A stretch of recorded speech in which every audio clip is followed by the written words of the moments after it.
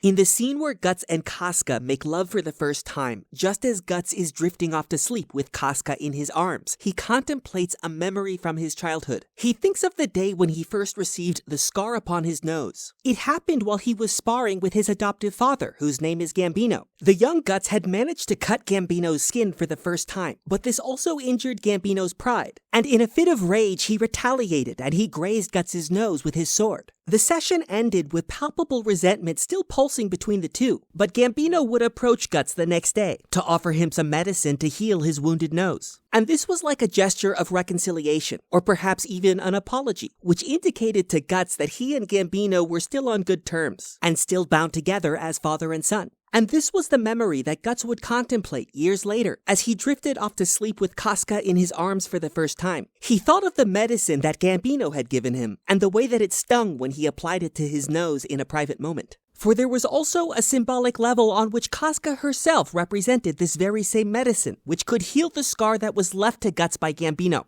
Guts was haunted by the night on which he killed Gambino by plunging his sword into his body. Guts had always felt that he betrayed his father when he killed him, just like the day when he first broke Gambino's skin while sparring. Guts may have acted out of self-defense, but he also knew that on some level he was fulfilling a desire for revenge, to pay Gambino back for selling him to another soldier in the camp. The traumatic impact of these events is the reason why Guts would spend his life thereafter refusing to allow anyone to touch him under any circumstances. He could not bear the feeling of another person's touch because he could not bear proximity to another person's love. For all human love returned him to his original trauma. And yet, at the same time, there was also something about Casca that healed this trauma, and that cleansed Guts of the guilt that he unfairly imposed upon himself and that separated him from other people. And perhaps it was the fact that Casca too had pierced Guts' body with her sword, as a kind of symbolic exchange for the way that Guts had pierced Gambino. It was as though Casca had seen Guts' scars in the way he saw himself, and yet she embraced him anyway, despite the vision she beheld. And that was why Casca's embrace reminded Guts of the ointment that Gambino had given his childhood self, to rub on his nose and heal the scar that was symbolic of his trauma. For now Guts could see that his companionship with Casca could heal him of his scars. Or rather, it could heal the both of them of all their scars, in ways that neither could accomplish on their own.